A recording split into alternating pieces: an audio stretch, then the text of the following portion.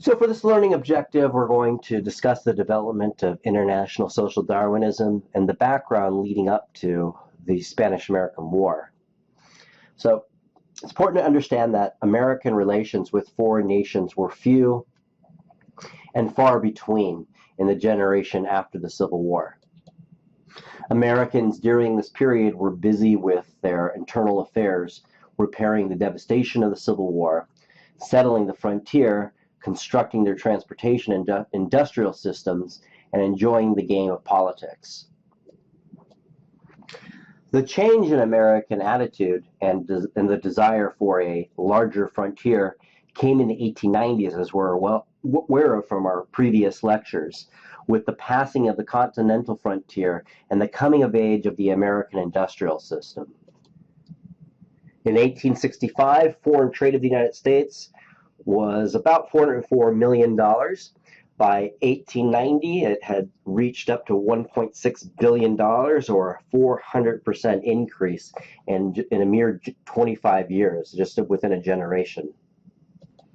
So what this generates is a surplus capital, and in capitalism, when there's surplus capital, you have to find places to put this for cheaper markets, cheaper resources.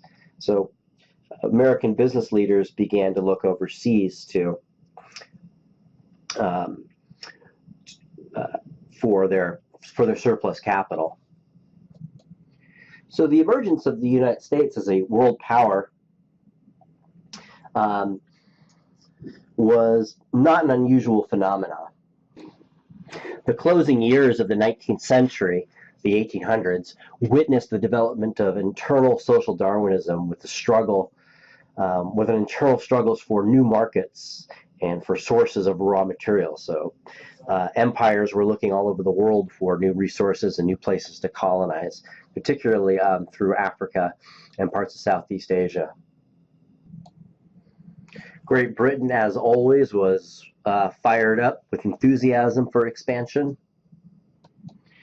Germany, having proved itself the strongest continental power, demanded its share of the colonial pickings.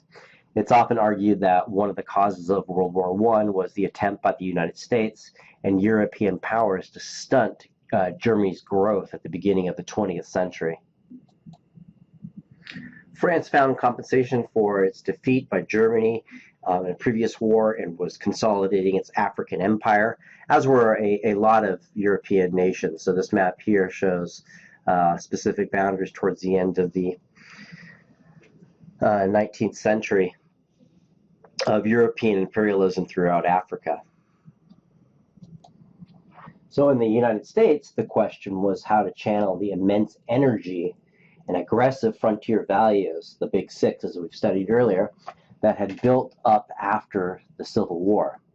Would this aggressive, competitive economic activity be turned inward to improve existing living conditions and the quality of life in this country? Or would it be turned outward to compete in the new international frontier for greater profit and economic satisfaction? So part of the rationalization for American expansion in the 1890s was that the spirit of manifest destiny. Had God, providence, or history had destined Anglo-Saxons to take over the continent of the United States, and now it was time to expand overseas. The phrase had once served as the rationalization of the conquest of Texas, and California was now to serve as a rationalization for a larger policy in the Caribbean, the Pacific, and the Far East.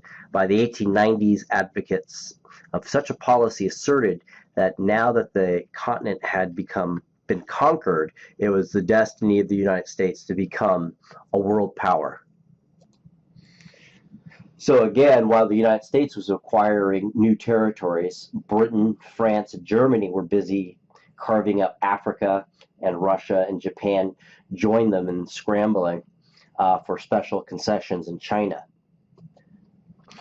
And by snapping up most of Africa and systematically destroying the independence of the crumbling empire of China, the French, the British, the Germans, and the other colonizers inspired some patriots in the United States to advocate joining the feast before all the choice lands had been swallowed up. The Washington Post stated on the eve of the Spanish-American War, "A new consciousness seems to have come upon us, the consciousness of strength, and with it a new appetite, the yearning to show our strength, ambition, interest, land hunger, pride, the mere joy of fighting. Whatever it may be, we are animated by a new sensation.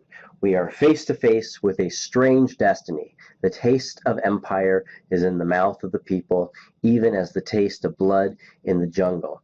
It means an imperial policy, the republic taking her place with the armed nations." So there was this real drive, at least expressed in some of the popular newspapers, to get in the game of empire.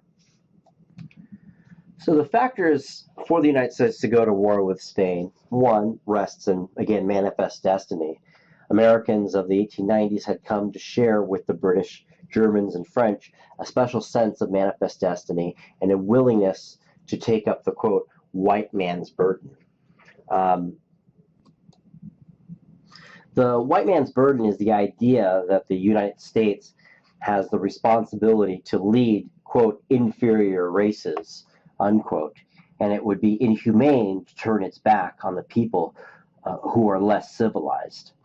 Although the idea of the white man's burden is racist, it also demonstrates a genuine humanitarian concern of the American people had for the Cubans, which we'll be able to talk about later. But this idea that that people living without Christianity, without material wealth, without the history that the Anglo-Saxon has been the benefactor of, are inferior people and do not deserve to live in the means that they are living. So since we are blessed with, as Americans, with the history and the wealth and the power that we have, it really is our burden to go out and to make sure that people in Southeast Asia or Africa or in the Caribbean are directed properly, right? Very condescending, paternalistic attitude, fueled absolutely by the long history of racism in America. Another factor leading to the war is the so-called style of yellow journalism. Yellow journalism basically is just the phenomenon of newspaper editors finding that circulation responded to stories of atrocities, and it became immensely profitable to exploit them. The New York World, Joseph Pulitzer's, and the New York Journal, Randolph Hearst's, then engaged in a struggle for circulation, were the worst offenders in the business, feeding the popular taste for sensation, but they were by no means alone. Hearst's efforts paid off for him and his newspaper sales from 77,000 copies a day to 1.5 million daily at the war's height. So for 3 years, from 1895 to 1898, this campaign of yellow journalism, or campaign of propaganda, went on until at last the American people were brought to the point where they demanded intervention on behalf of the Cuban people. During his presidency, Cleveland remained neutral, the president before McKinley, as he preferred Spanish rule to the kind of turmoil that might invite foreign intervention. He was opposed to the annexation of Cuba, and he issued a proclamation of neutrality and tried to restrain public opinion. So, taking office in March of 1897, in 1897, William McKinley also urged neutrality at first, but tilted more toward the insurgents. But the sinking of the battleship Maine and the Delome letter helped move McKinley into the anti-Madrid, anti-Spain camp, and the United States finally declared war on Spain on April 25th, 1898. The third factor is economic factor, which is always the underlying factor of any war. The Spanish-American War is going to lead to a larger policy in the world economic environment.